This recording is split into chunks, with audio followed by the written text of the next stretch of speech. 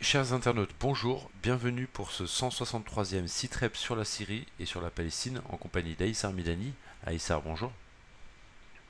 Bonjour Raphaël, bonjour à tous les internautes qui nous suivent et merci encore de nous suivre et puis de continuer à vous abonner parce que j'ai toujours autant de mal à distribuer les sites rep. Donc merci de nous aider à le distribuer et puis de vous y abonner.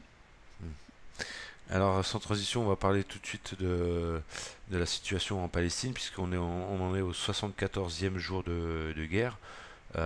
Avec cette inflexion peut-être au niveau de la diplomatie, au niveau européen, des positions, on avait déjà vu celle du ministre des Affaires étrangères espagnol, là c'est le ministre des Affaires étrangères allemand qui a une position, on va dire, plus nuancée, moins pro-israélienne.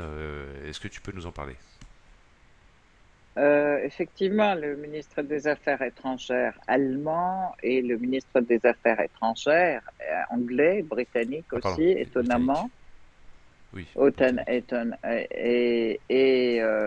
d'ailleurs suivi par la ministre des Affaires étrangères française aussi, qui commence effectivement à prendre des distances par rapport au pouvoir israélien, par rapport à ses génocides, et aussi, faut-il le rappeler aussi, le dire, hein, c'est une information importante qu'il y a un diplomate français qui a été tué aussi dans les bombardements israéliens à Rafah, en fait dans le consulat de Rafah. Et ce diplomate, il est allé d'ailleurs se réfugier chez des collègues hein, qui dans leur maison et ils ont été à nouveau bombardés. Donc, il y a 10 personnes qui ont dépéri avec lui et dans un immeuble d'habitation, ce qui a fait que l'État français a aussi déploré les bombardements israéliens contre les habitations civiles.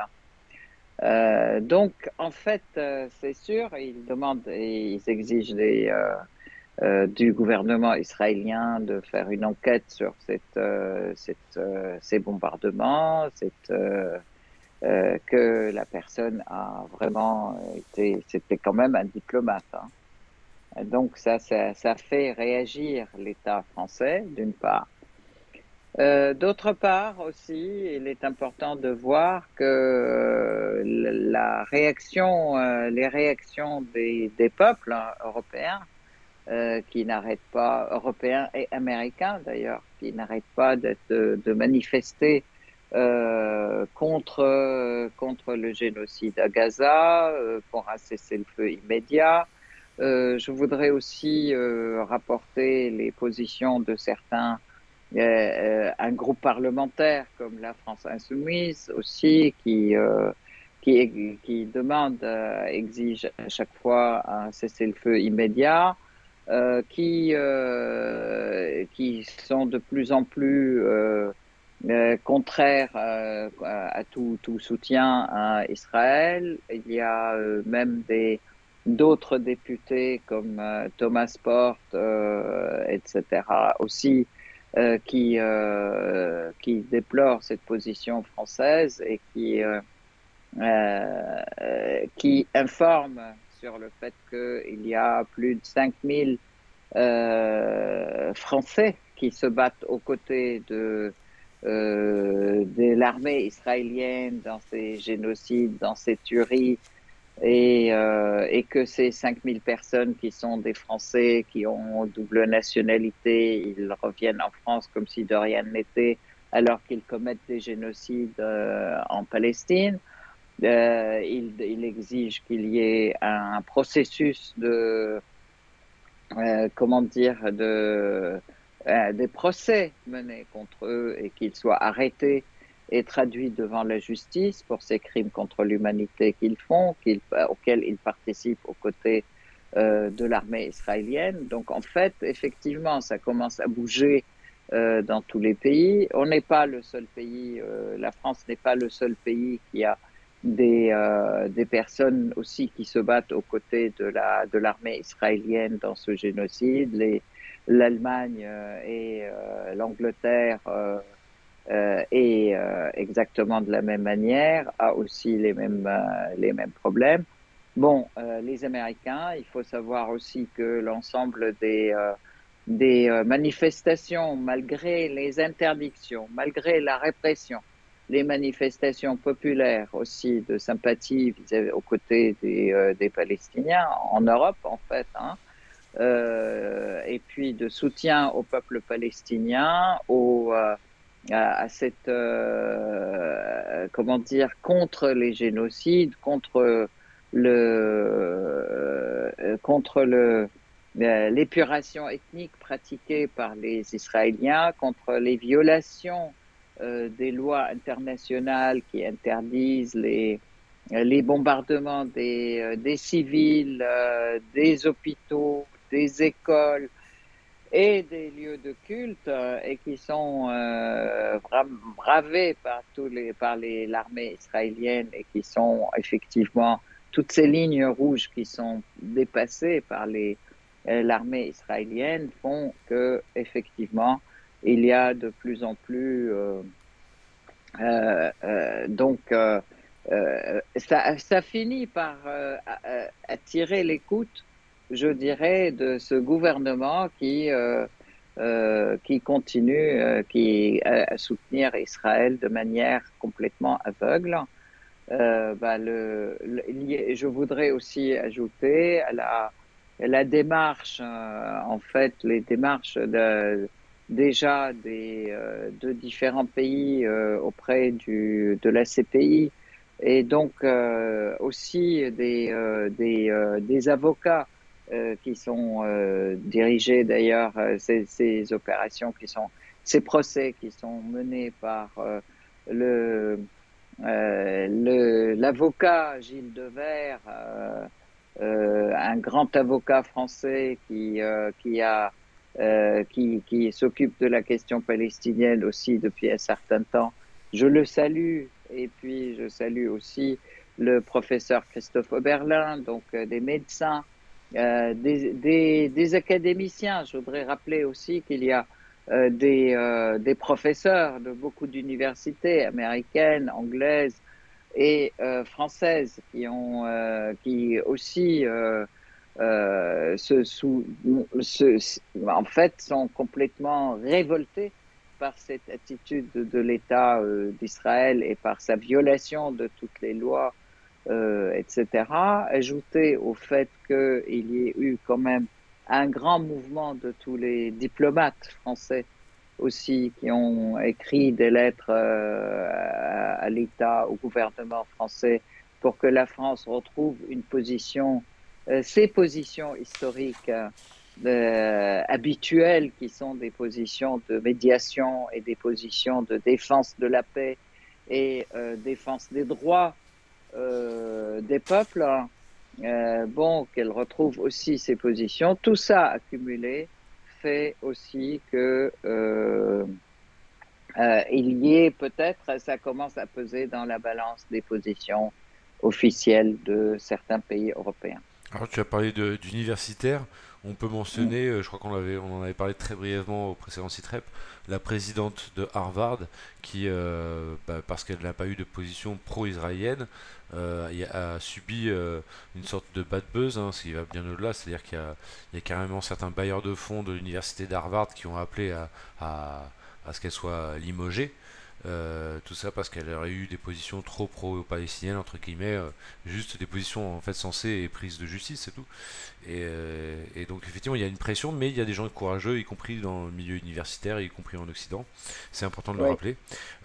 Il y a aussi, alors là aussi, je voudrais parler, tu as parlé de Harvard, mais aussi du mouvement qui est très important aux États-Unis, le mouvement des Juifs antisionistes, hein, aussi, et des Juifs antisionistes en France et dans tous les pays européens, qui commencent aussi à prendre de l'ampleur et qui font des actions aussi qui vont même jusqu'à l'intérieur du Congrès, jusqu'à dans toutes les universités, dans les gares, dans les aéroports, etc.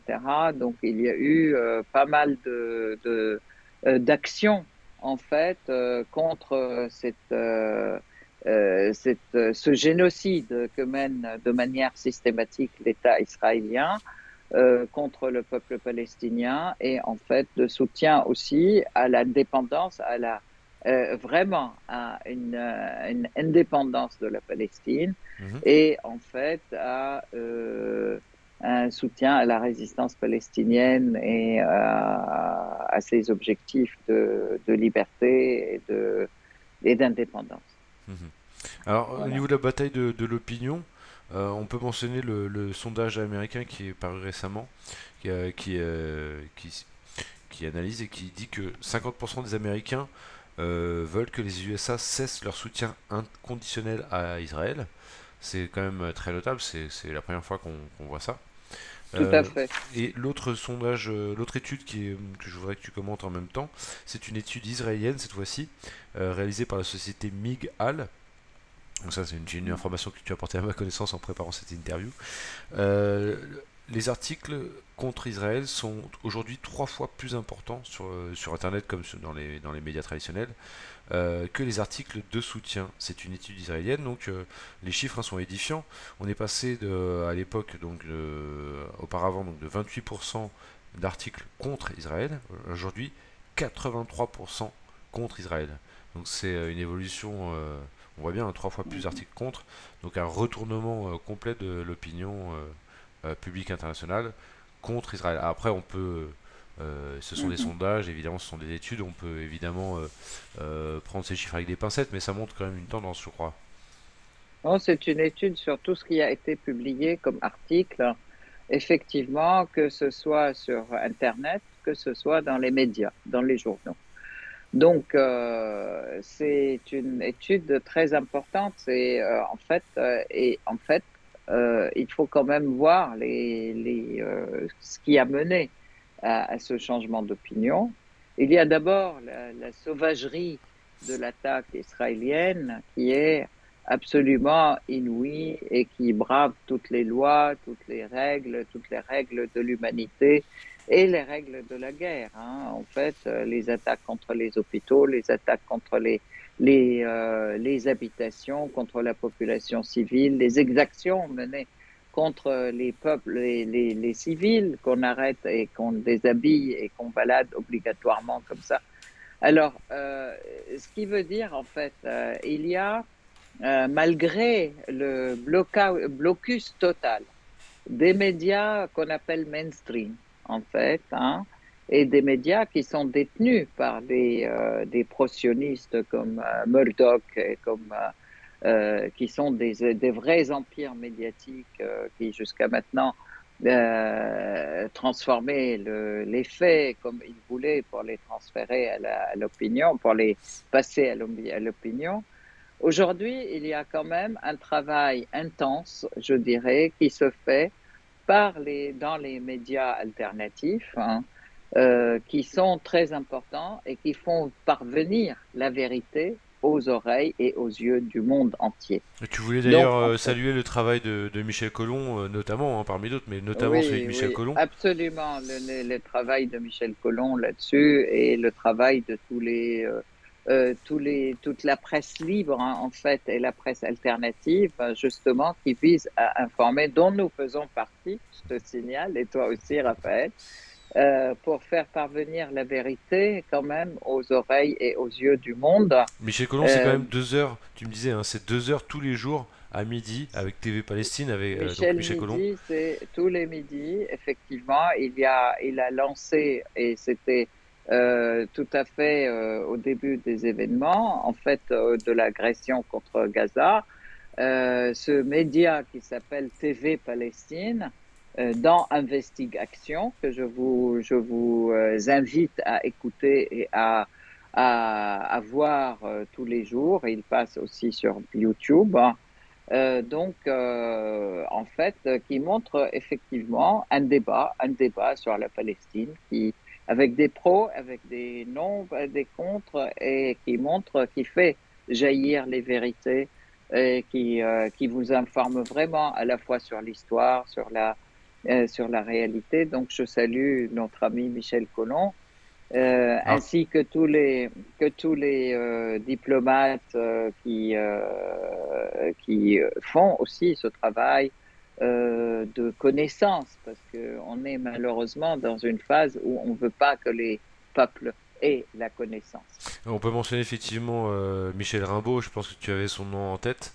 Bien Michel sûr, Rimbaud qui a écrit plusieurs livres et qui est conférencier très régulièrement, notamment au colloque mais c'est organisé un par... ambassadeur à la retraite, effectivement, qui a occupé des postes importants au Moyen-Orient, en Syrie, au Soudan, en Arabie Saoudite, c'est en fait les personnes qui savent, qui essayent de porter leur connaissance aussi au public au travers d'une crise où le public est plus attentif. Donc ces livres sont très appréciables. Les guerres de Syrie, la grande tempête sur le Moyen-Orient, que je vous invite effectivement à lire et à écouter aussi ces interviews sur Internet qui sont très importantes aussi. Oui, puis il a une manière de s'exprimer que je trouve excellente, avec teinté parfois d'humour, et il en faut parfois malheureusement parce on aborde des sujets qui sont très difficiles, donc un peu de légèreté parfois, ça fait aussi du bien quand c'est fait avec respect. Mhm. Donc les colloques organisés par l'Académie de géopolitique de Paris, hein, dont Michel Rimbaud, dont on vient Tout de à parler, fait.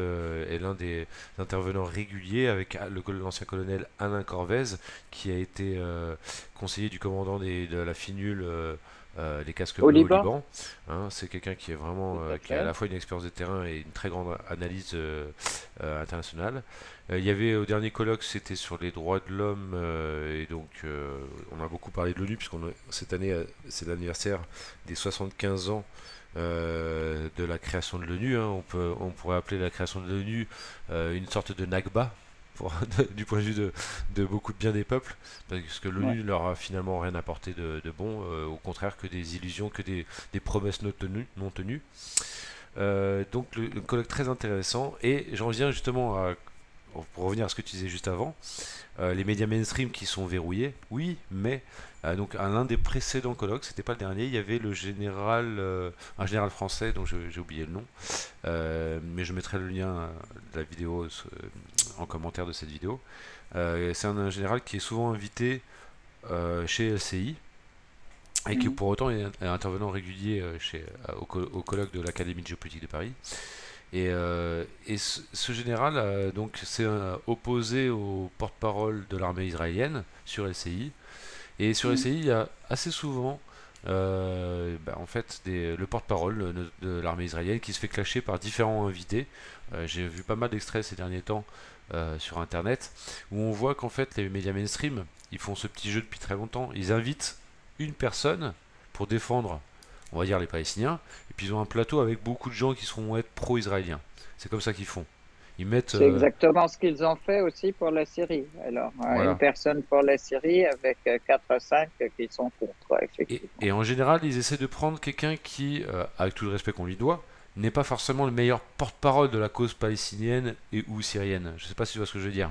Pour pouvoir bien que la meute puisse bien déchirer En fait, ou on l'intervenant. lui donne très peu la On parole, lui ou donne on très le peu la coupe parole. sans arrêt, ou je sais pas quoi. Mais C'est ils la invitent pas pratique. forcément le meilleur orateur. Mais malgré ça, ce qu'on voit de plus en plus, Ouais. c'est que ceux qui sont trop bons orateurs, bah, ils sont plus réinvités, in fine.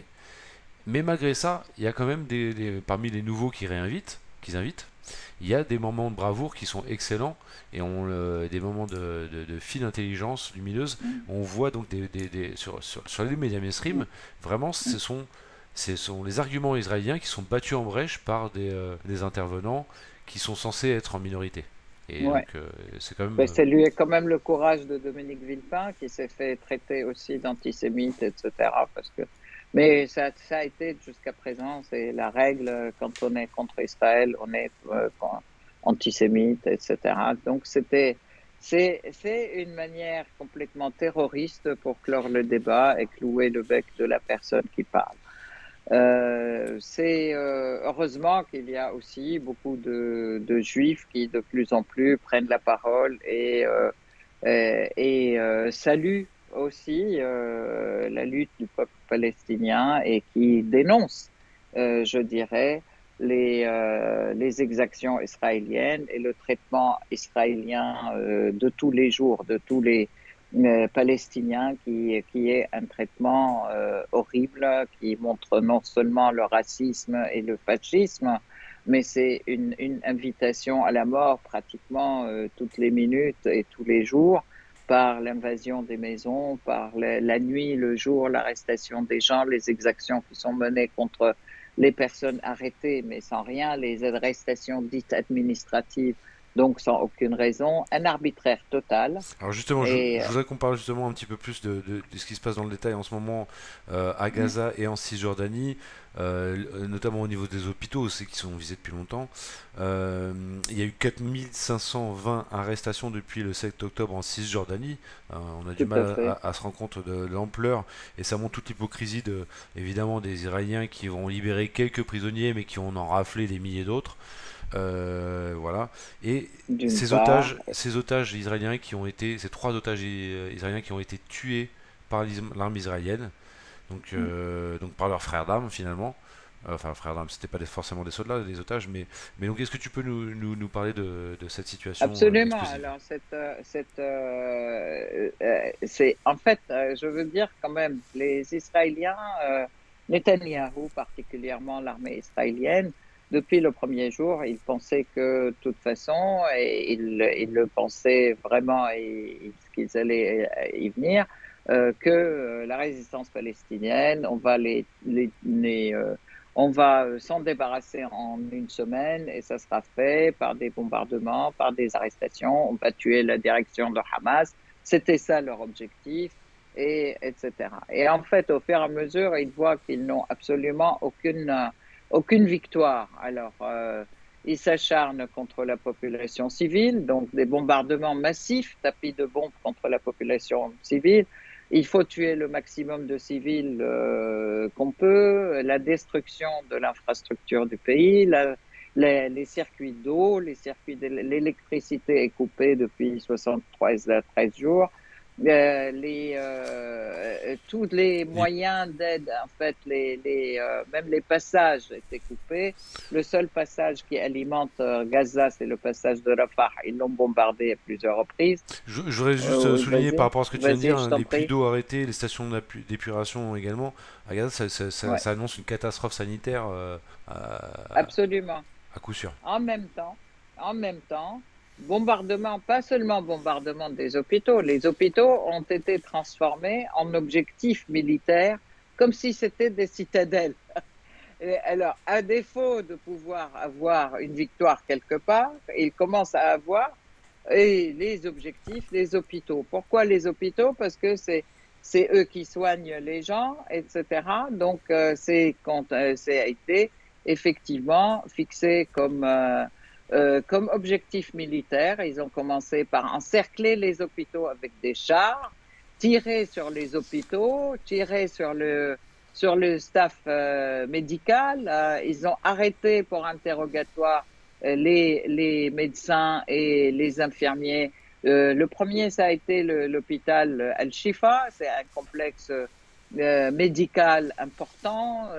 Ils ont pratiquement tout détruit, tous les appareillages. Ils ont arrêté le staff médical. Ils ont obligé, après l'avoir envahi, les, euh, les, euh, les personnes qui sont dans l'hôpital, les blessés et les malades, ils les ont obligés à sortir, marcher des kilomètres dans le froid en portant leurs blessures et leurs machins, après avoir détruit aussi les stocks de médicaments, après avoir détruit toute possibilité d'aide et interdit, tenez-vous bien, toutes les possibilités d'arrivée des aides sanitaires et médicales à l'hôpital. Ça a été le premier, et puis il continue jusqu'à maintenant d'ailleurs à l'attaquer parce que l'hôpital d'hôpital a été transformé en centre d'hébergement pour les personnes qui venaient aussi sans abri et dont les maisons ont été détruites, etc. À nouveau, il a été bombardé hier.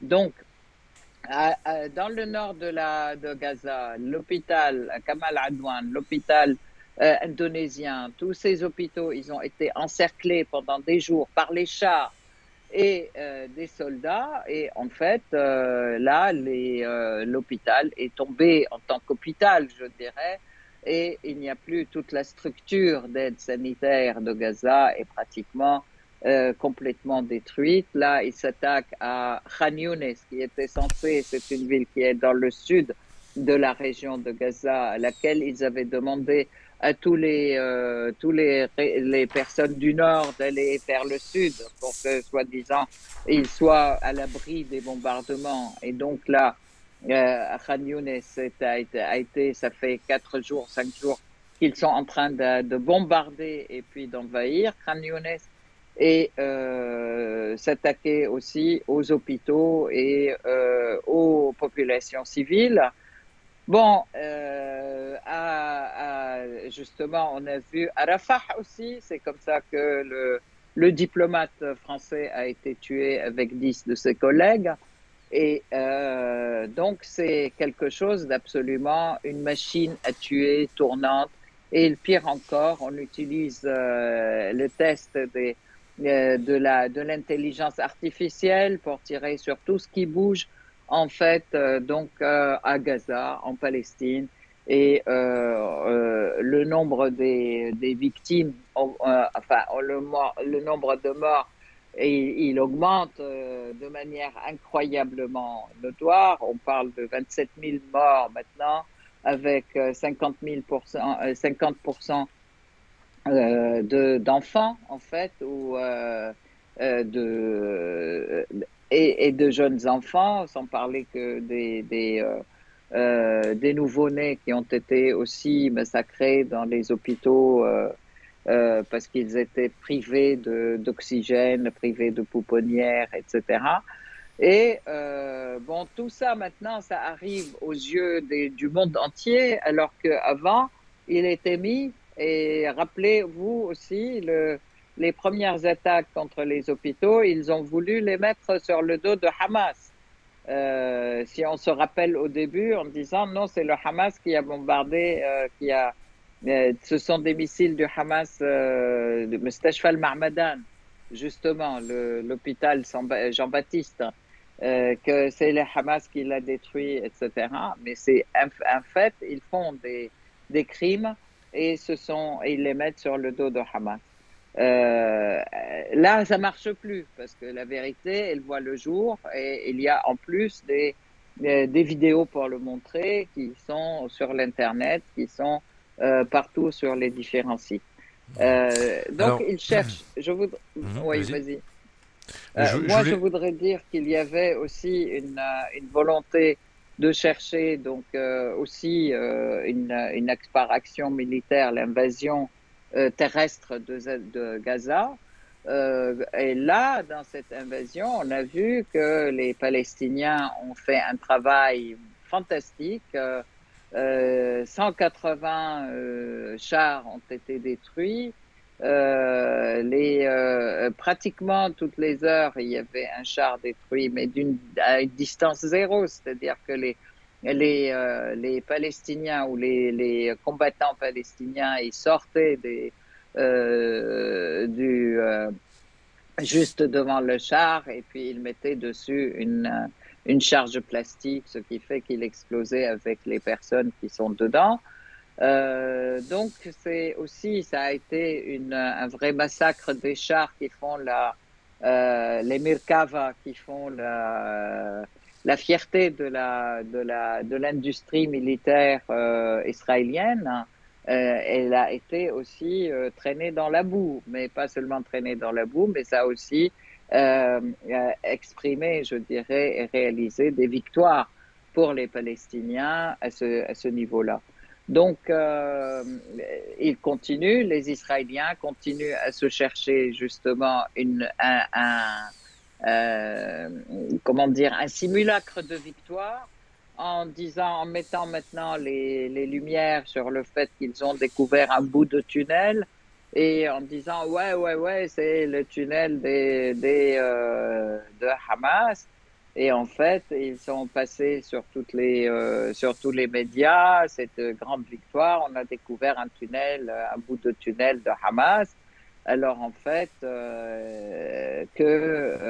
les tunnels de Hamas, ils font un réseau de 300-400 kilomètres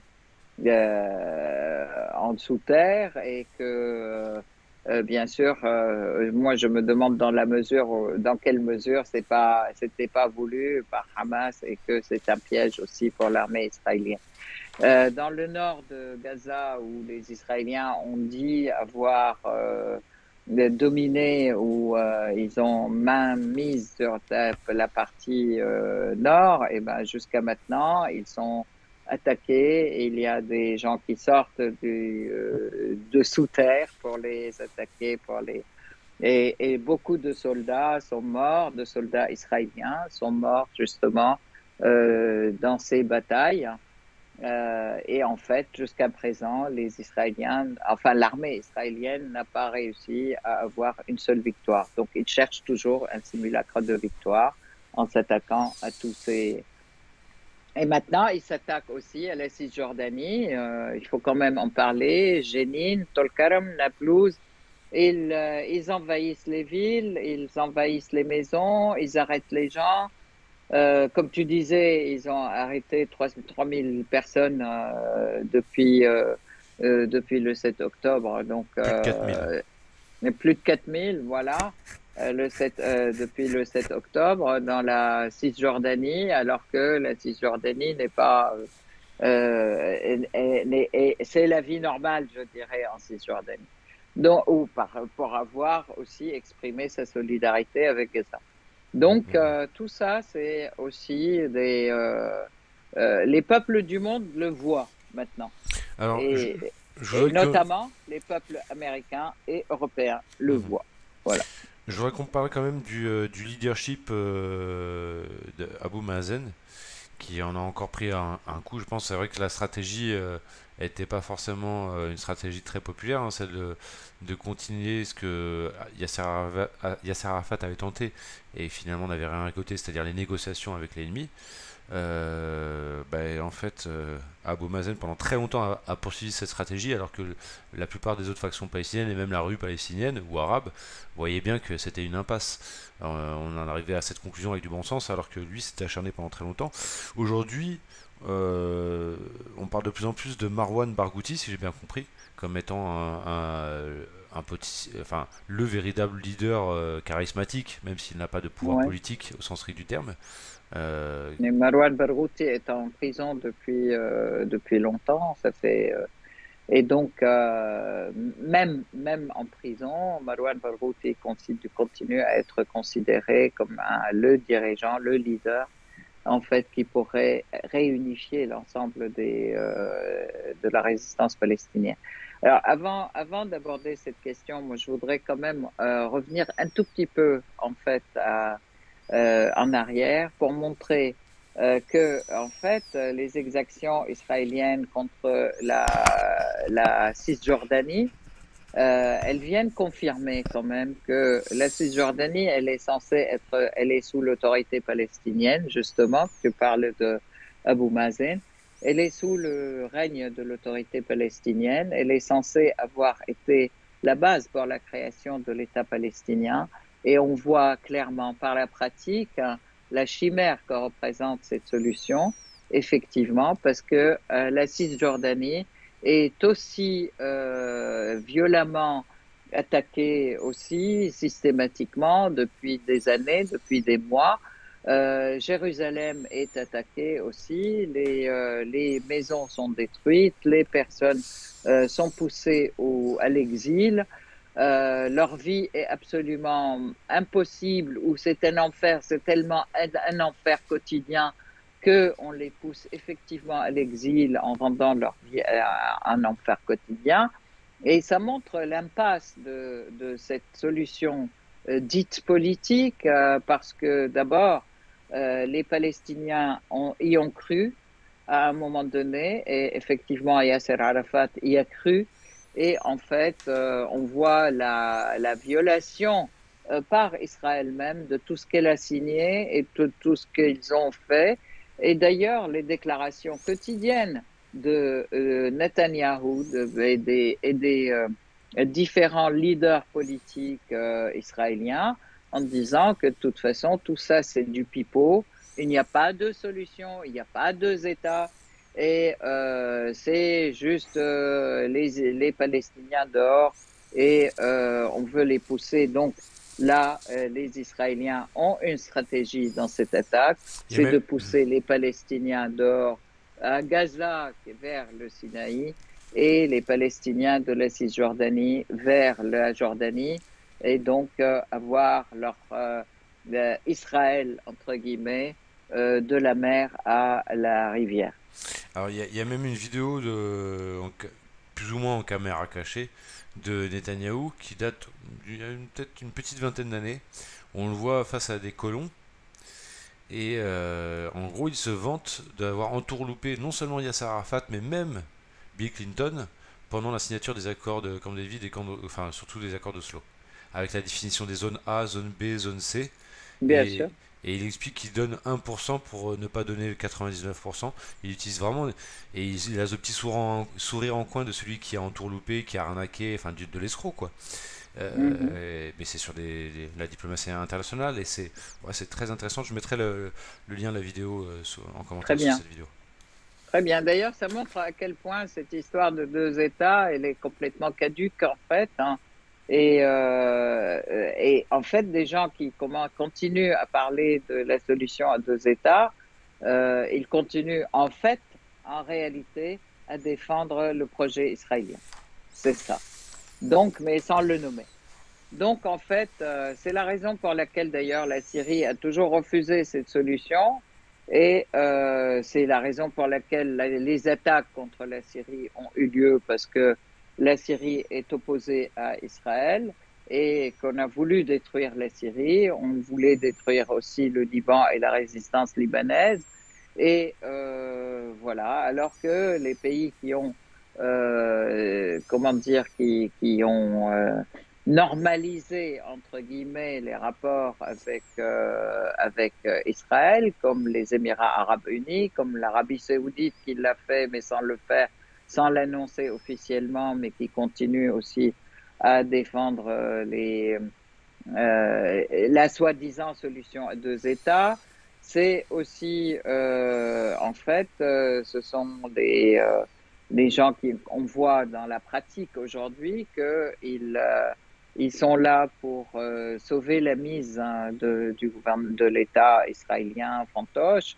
Lorsque justement la solidarité de l'axe de la résistance s'exerce pour défendre le peuple palestinien, donc les Yéménites qui ont effectivement arrêté des cargos dans la mer Rouge et qui ont euh, clairement déclaré que de toute façon, dans la mer Rouge, il n'y aura absolument toute navigation de cargos qui traitent avec les marchandises israéliennes, des cargos israéliens qui traitent avec des marchandises israéliennes ou qu'elles soient d'Israël ou ailleurs, et qui appartiennent aussi à des Israéliens. Tout ça, c'est interdit. Donc, ils ont voulu interdire, et ils le font très bien, la mer Rouge à la navigation de tous les intérêts et de tous les échanges économiques israéliens. Face à cela, ils ont attaqué effectivement des cargos, mais face à cela, on a vu que l'Arabie saoudite a intercepté a cherché à intercepter les missiles yéménites de solidarité avec les Palestiniens. Et d'ailleurs, le secrétaire américain à la défense, Lloyd Austin, est en ce moment même en Israël pour évoquer enfin certains le supposent, qu'il va annoncer la création d'une force de protection maritime, justement pour contrecarrer l'action des rebelles yéménites. Bon, on ne sait pas ce que ça va donner. Ceci dit, c'est pas les rebelles, c'est Pardon, l'État c'est l'État. yéménite et la Pardon, résistance yéménite. Les pardon. deux ensemble sont unis dans la défense et dans le soutien à Gaza, à la résistance palestinienne, parce que Gaza, c'est pas seulement Gaza et c'est pas seulement le Hamas, c'est toute la résistance palestinienne. Ça d'une part. Donc, effectivement, on voit que les impérialistes américains, ils vont à la rescousse d'Israël, alors que les Yéménites annoncent clairement que la navigation dans la mer Rouge, elle est sauve et elle est garantie en toute Pour sécurité tous les pour autres. Mhm. tous les autres paquebots, navires, etc., qui traitent avec les autres pays, sauf à destination d'Israël et ceux qui appartiennent à Israël. Ce qui veut dire quand même que les États-Unis soutiennent Israël pleinement dans la région. Bien sûr. Donc Et ça, donc c'est ça un montre point. aussi le fait que les États-Unis dépêchent leur secrétaire américain à la défense sur ce sujet-là, ça montre bien à quel point l'action des Yéménites gêne énormément l'économie israélienne, puisque donc le port d'Eilat est quasiment à l'arrêt. Ça force donc les compagnies israéliennes à trouver des voies, les transporteurs en tout cas qui Tout à traitent fait. avec eux, des voies alternatives. Et donc c'est toi qui m'as appris, il y a une entreprise, une grande entreprise hongkongaise de transport maritime, qui fait dans l'import-export, qui a annoncé de ne plus vouloir, de ne plus transporter de produits en provenance ou à destination d'Israël, ou même de produits israéliens, Mm, même s'ils ne sont tout à pas fait. en import-export Tout direct, à fait. et ce jusqu'à nouvel ordre, pour des raisons entre guillemets techniques. Est-ce que tu peux nous en parler de ça? Parce que c'est une annonce Oui, tout à importante. fait. Donc, c'est effectivement une des grandes compagnies de transport maritime, OCCL, qui a annoncé effectivement qu'elle boycottait complètement les produits israéliens pour des causes de fonctionnement technique, disent-ils, parce que bon, bah, donc, en fait, le fait, c'est qu'elle boycotte et elle transforme ces passages. Elle passe par le Cap de l'Espérance, donc en Afrique. Et voilà, ce n'est pas la seule compagnie, mais c'est la plus grosse compagnie, effectivement, et qui l'a annoncé de manière officielle. Ce que je voudrais dire, que effectivement, ça porte un impact très très lourd sur l'économie israélienne, ajouté à toutes les réactions de la résistance et qui sont pas des moindres parce que la défense, la, la résistance palestinienne continue à envoyer des missiles sur Tel Aviv, sur certaines industries principales de l'État israélien. Il y a tous les jours des opérations de ce type. Il y a aussi, en même temps, face aussi à la résistance palestinienne est soutenue par la résistance libanaise, J'allais y venir euh, justement, oui. qui, donc, au niveau des frontières libano-palestiniennes, bon, elle essuie aussi, en fait, l'armée israélienne là-bas essuie aussi des grands coups du côté de la résistance libanaise. On peut dire aujourd'hui, les commentateurs et même des responsables, des stratèges militaires annoncent que 50% de l'armée israélienne est groupée sur la frontière libanaise, hein, alors que les 50 autres seulement sont à la fois en Palestine occupée et à la fois sur Gaza. D'autre part, il faut voir aussi que la résistance irakienne, elle continue aussi à s'attaquer et à bombarder ou envoyer des missiles sur les bases américaines qui sont en Irak ou en Syrie ou en Irak. Donc, il y a plusieurs bases. Il y a la base Ain al-Assad, la base qui est dans le nord, qui est Al-Shaddadi, la base Al-Harir, la base à Hasakeh en Syrie. Donc, et pourquoi les États-Unis? Parce qu'on sait que de toute façon, la guerre d'Israël contre les Palestiniens, c'est la guerre des États-Unis contre les pays arabes, en fait, hein, Mhm. de la résistance et contre l'axe de la résistance. Et donc, l'axe de la résistance resserre ses liens dans la lutte. Et aujourd'hui aussi, la résistance syrienne aussi contre les Américains dans le nord-est de la Syrie et dans le nord-ouest de la Syrie, assène des coups importants à tous les terroristes et tous les présents qui sont là, qui ont été animés et armés par Israël et ses amis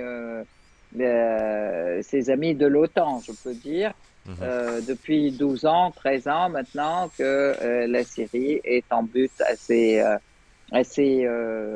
terroriste, hein, On peut d'ailleurs et que mentionner, aujourd'hui, hier, on on peut peut mentionner, dire effectivement, hier, il y a eu encore une attaque contre la Syrie de l'armée israélienne, donc depuis le contre Golan, c'était depuis le le Golan Golan occupé. occupé, oui, Mhm. absolument.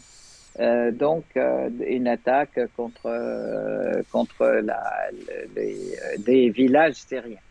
Alors, Donc, le voilà. Moufti d'Al-Aqsa a été libéré très récemment, après 3 heures d'interrogatoire, mais il a interdiction de parler aux médias pendant 15 jours. Alors ça, c'est vraiment typiquement le genre de sanction qui tombe de nulle part, qui correspond à aucun code civil, mais qui correspond bien à un besoin de l'armée israélienne et de l'État israélien d'essayer de limiter la casse au niveau médiatique. Donc ils essaient d'empêcher des témoins importants et crédibles, je parle crédible parce qu'il a une fonction tout à fait honorable, Ouais, bien de sûr, témoigner tout à la à face du fait. monde. Tout à fait. De toute façon, il est clair que les Israéliens ne respectent aucune règle et qu'ils arrêtent les hommes comment dire, de religion, comme ils arrêtent les pasteurs, comme ils arrêtent et comme ils s'attaquent aux civils, ils s'attaquent aux hôpitaux, ils s'attaquent aux blessés, ils laissent mourir les blessés en interdisant aussi les urgences et les aides d'arriver à leur rescousse. C'est en fait clairement, ça ne fait que montrer la nature complètement hors la loi, je dirais, et la nature complètement criminelle de cet état d'occupation et qui exerce tous les jours ces crimes contre une population désarmée civile et qui ne cherche qu'à se défendre et qui a déterminé son sort et à faire respecter ses droits qui sont sur la base desquels le nouveau monde après la Deuxième Guerre mondiale a été construit, soi-disant, pour les droits de l'homme, avec des institutions comme l'ONU et comme le Conseil de sécurité, etc., qui s'avèrent aujourd'hui arriver non seulement à leur fin, je dirais, à leur expiration, étant donné qu'ils n'ont fait que valider La loi de faire la jungle. valoir, je dirais, oui, c'est ça, l'ordre du plus fort et l'ordre des occupants face au peuple, hein, et que les lois qu'ils ont édictées comme étant leur base, la défense des droits de l'homme et défense des droits dans la guerre et le respect de l'être humain, etc., il s'avère quand même complètement bidon. Ce respect est bidon, alors que ces lois doivent être respectées systématiquement. Et je peux dire, il est temps aujourd'hui que pour avoir un monde différent et à l'occasion de la naissance du nouveau monde avec je ne peux pas dire la chute des États-Unis, mais déclin des États-Unis et surtout la montée du Nouveau Monde avec la Russie, la Chine, l'Iran les pays du BRICS, etc., il est important de réformer ces institutions et de les transformer en profondeur pour que effectivement les droits des peuples soient respectés et que ces lois, ces principes qui ont servi à la création de ces institutions soient respectés par tous les peuples. Alors tu n'as pas pu être présent au colloque de l'Académie de géopolitique de Paris qui parlait justement des droits Effectivement, de l'homme malheureusement. de Mm. l'ONU. Euh, mais ce que tu dis est très proche de ce qui s'est dit pendant ce colloque. Donc je mettrai les liens en dessous de cette vidéo. Très bien. C'était très intéressant. Donc il nous reste plus que 10 minutes malheureusement à passer ensemble. J'aimerais qu'on parle surtout de deux sujets à la fin, qu'on fasse une sorte Mm. de bilan des opérations du point de vue israélien et du point de vue palestinien, et aussi qu'on commente cette fameuse phrase de Joe Biden qui dit vouloir se débarrasser du Hamas. Mais avant, pour terminer ce site web, j'aimerais que tu commentes ces quelques points qui sont liés, hein, puisqu'on va parler des otages et des soldats tués côté israélien. Mm. La rencontre entre le Mm. président du Mossad et le premier ministre qatari, je crois qu'il a été question justement des otages. Mm. La lettre ouverte au gouvernement écrite par plusieurs familles de soldats tués, si j'ai bien compris. Et ce schisme grandissant en Israël entre les familles des soldats tués, celles des otages, etc., et ceux qui soutiennent la guerre. En fait, ça fait partie effectivement je dirais, des actions israéliennes, hein, parce qu'ils ont tué en bombardant des lieux civils où ils pensaient que c'était des... Enfin, en bombardant, comme ça, aveuglément.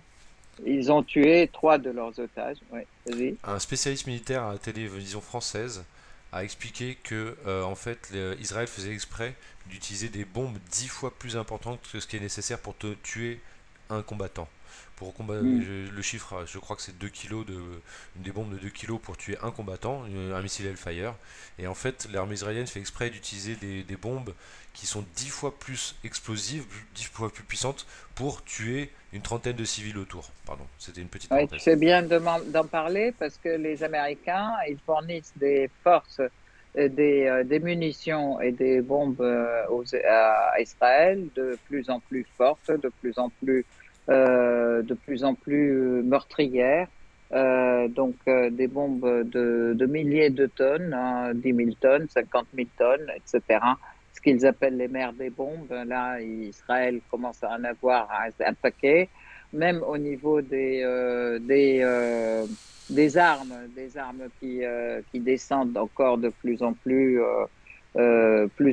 en profondeur sous terre. Il y a une volonté de destruction et de pollution de l'environnement, même de tuer la terre fertile en fait, et tuer les gens, qui est de plus en plus importante, Flagrante. ce qui fait est de plus en plus flagrante. Hein.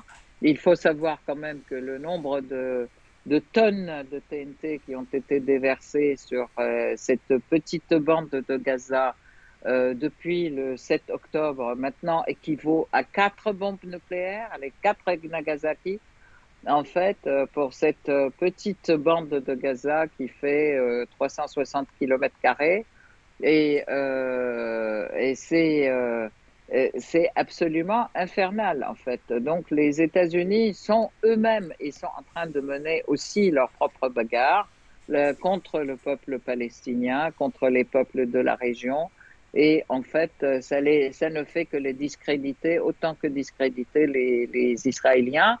Ils continuent à les soutenir, mais en fait, parce que c'est leur création et c'était leur agent dans la région. C'est ce que j'allais dire, Donc, Aïssa. ils ne vont. D'un côté, les alliés des Américains sont de plus en plus gênés par la position américaine, hein, tu me le rapportais en préparant cette émission. Ouais, tout Et de à l'autre fait. côté, on a un Joe Biden qui continue un peu droit dans ses bottes quand même. Et je voudrais en Mm. venir justement à cette fameuse déclaration que j'aimerais que tu commentes. La déclaration de Joe Biden, en gros, il dit nous allons soutenir Israël jusqu'à ce que nous nous débarrassions du Hamas. Get rid of the Hamas. Red of the... C'est Oui, le oui. terme en anglais. Et il rajoute Ouais. mais attention, Mm. l'opinion publique internationale pourrait se retourner contre nous du jour au lendemain.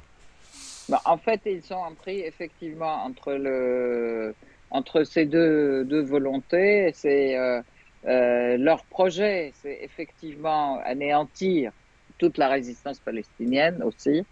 et en l'occurrence Hamas, mais tous ceux qui soutiennent Hamas aussi. C'est la raison pour laquelle les Américains ont dépêché leur porte-avions dans la région, etc., pour essayer de faire peur aux Yéménites, pour essayer de faire peur à la résistance libanaise. Et il faut voir qu'au Liban aussi, ils font toutes les pressions contre l'État libanais. Ah, La destruction du port de Beyrouth n'était pas pour rien non plus. Et on a voulu occulter le fait, mais c'est clair que c'est Israël qui l'a détruit à la demande des Américains. Comment dire, l'assassinat du Soleimani. général Soleimani était aussi dans cet ordre-là. Donc c'est la guerre que mènent les Américains pour éviter de s'effondrer, parce que c'est le passage maritime, parce que c'est la terre dans laquelle est pratiquement 80% du pétrole mondial, et que c'est toujours l'objectif impérialiste d'avoir toujours une main mise sur les ressources des pays. Les Américains sont très gênés du côté, parce que d'abord aussi leur peuple commence à découvrir la vérité et commence aussi à se rebeller, et aussi de la même manière, le discours européen commence aussi à se moduler, parce que ils ont peur aussi de leur peuple d'un côté, mais aussi le discrédit que peuvent avoir les pratiques israéliennes auprès de l'opinion mondiale. Donc, Et est-ce que tu penses que les différents présidents comme Obama, Joe Biden et d'autres ont soutenu, consciemment ou inconsciemment, la création de RS Israël? C'est-à-dire que la question c'est, y compris consciemment peut-être, est-ce que, parce que quand même c'est un projet qui ne, à mon sens, qu'ils ne peuvent pas ignorer, est-ce qu'ils le c'est soutiennent, quoi le RS? RS RS Israël, Israël? les présidents américains, est-ce qu'ils le soutiennent? C'est euh, quoi ce projet RS Israël? RS Israël, c'est le projet de Grand Israël, tu sais, qui prend une partie Ah bah du bien Liban. sûr, mais bien sûr, bien sûr. Ils ont été à la base de la création d'Israël, et donc ils sont à la base du développement d'Israël, si tu veux. Et puis c'est pas par hasard qu'il y ait tout de suite un pont aérien qui se met entre Israël et les États-Unis. C'est évident. Israël, c'est leur création, c'est leur agent dans la région, leur instrument pour diviser les peuples dans la région, leur instrument de domination aussi.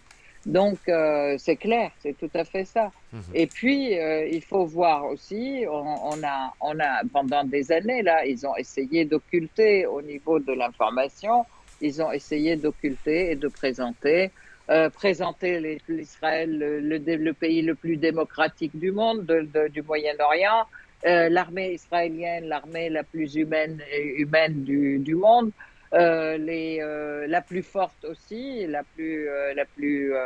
plus importante, l'armée invincible, l'armée ceci, l'armée cela, l'État démocratique, l'État.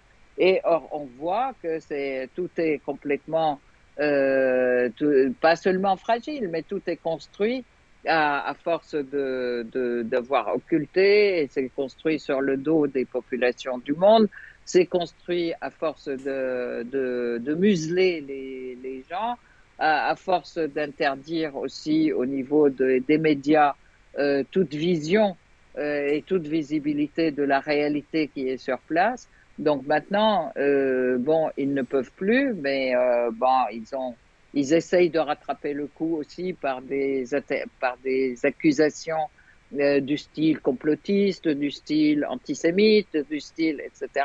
Et maintenant, tout ça, ça tombe en fait. Un terrorisme intellectuel absolument effarant pour masquer une pratique terroriste réelle sur le terrain, et pour empêcher qu'elle soit connue de leur peuple et qu'elle soit connue du peuple du monde. Alors c'est Donc peut-être tout ça qui est ça, c'est effectivement effectivement. pardon. C'est peut-être effectivement ça qui est le plus réjouissant dans les séquences qui ont précédé, c'est à quel point la propagande sioniste fonctionne de moins en moins. On voit aujourd'hui, j'en ai parlé de certaines personnes, mais notamment du porte-parole de l'armée israélienne, qui est francophone, et qui est très très Tout souvent à fait. invité dans beaucoup de médias français. Hein. C'est très étonnant. Mhm, Petite mhm, parenthèse. Mais on a vu aussi beaucoup Meir Habib se faire très souvent mhm, inviter là récemment, et à chaque fois se faire démonter, quel que soit l'interlocuteur qui est en face. C'est-à-dire que mhm. les arguments sionistes sont tellement éculés et injustes que au bout d'un moment, ils ne fonctionnent plus. Non, mais en plus, ils n'ont aucun argument. Ils commencent tout de suite par attaquer. ils attaquent la personne dans ah, t'es antisémite, ah, je sais pas quoi, mais Oui. ça veut dire quoi? Ils, Et discutons. ils sont dans la Et négation. ils refusent le débat, ils refusent, mais parce qu'il n'y a absolument aucun argument. Et l'argumentation, c'est la seule argumentation qu'ils ont, c'est l'agression. Oui.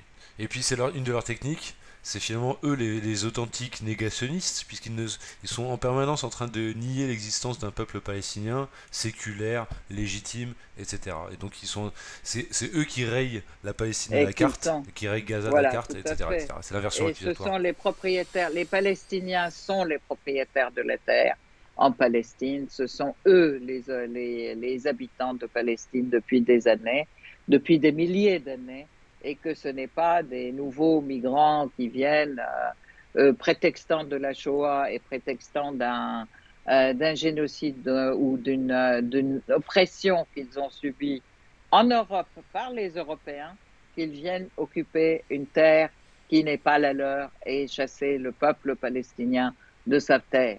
Donc ça, c'est une vérité absolue et que personne ne voulait, il voulait occulter. Le grand mensonge, c'est que les Juifs, on veut Israël, c'est l'État des Juifs dans une terre où il n'y a personne, inhabitée et que en plus ils retournent à leur terre. Ça, c'est encore un deuxième Le fameux mensonge, le mensonge, plus grand le mensonge, fameux mensonge du absolument, slogan du sionisme, c'était une terre sans peuple absolument. pour un peuple sans terre. Oui, C'était un pour un double peuple mensonge. sans terre. Voilà. Et le deuxième souhait, c'était que les gens vont mourir et puis les petits vont oublier.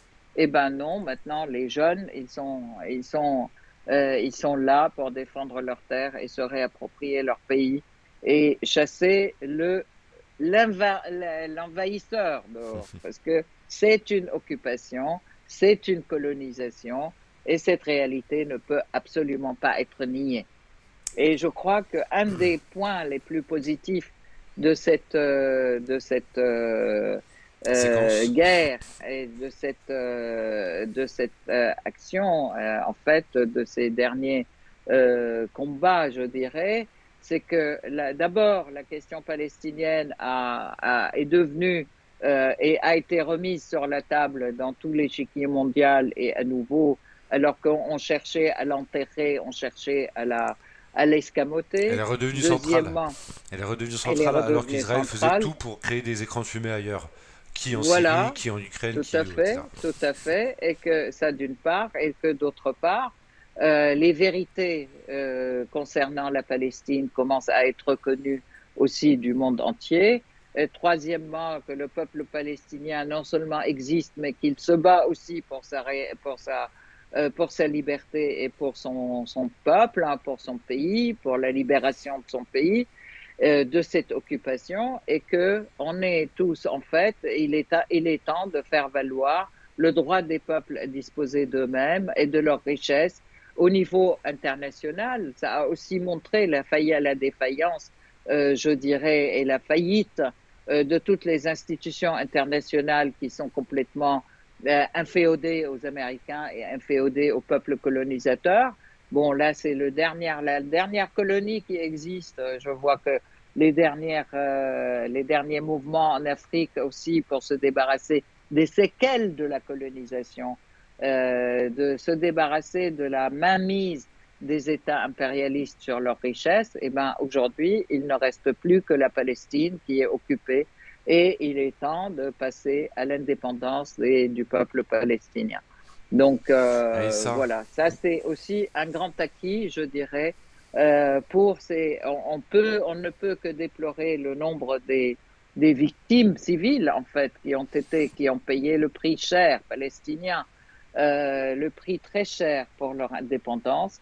Et ben aujourd'hui on dit c'était pas pour rien et ça c'est important et je crois que l'avenir est radieux et moi je suis très très optimiste pour ça. Aïssar Midani, merci beaucoup pour toutes les informations que tu nous as apportées aujourd'hui encore et pour toutes les analyses que tu nous as partagées. On n'a pas eu le temps de faire un bilan stricto sensu des opérations côté israélien et côté palestinien, mais en fin de site rep, on a quand même fait un bon travail d'analyse, je crois. On fera peut-être un bilan plus formel au prochain site rep. En tout cas, on a eu le temps d'aborder l'ensemble des points qu'on souhaitait aborder. Et je te remercie beaucoup. Je remercie à nouveau tous les internautes pour leur fidélité et tous leurs commentaires. C'est moi qui te remercie, Raphaël, ouais. Et nous vous remercions ensemble, tous. On vous souhaite de passer de très bonnes fêtes de fin d'année. Et puis on se donne rendez-vous peut-être pas dans 10 jours, peut-être un peu plus. Voilà, on verra. Surprise. Pensez aux Palestiniens dans ces fêtes de fin d'année. Pensez aux Palestiniens et à Gaza qui est privé de nourriture, d'eau potable, de chauffage, d'électricité depuis le 7 octobre par le bien-pensant américain israélien. Oui, entre, les Palestiniens, entre musulmans parenthèses. comme chrétiens, sont effectivement. Il y a des chrétiens en Palestine qui vont fêter Noël d'une bien triste manière. Il faut souligner. Sous les décombres et en plus, là, toutes les festivités ont été arrêtées. On ne fait que les prières, en fait, hein, même dans les églises. Merci beaucoup, Aïssar. À bientôt. Merci et vive la Palestine.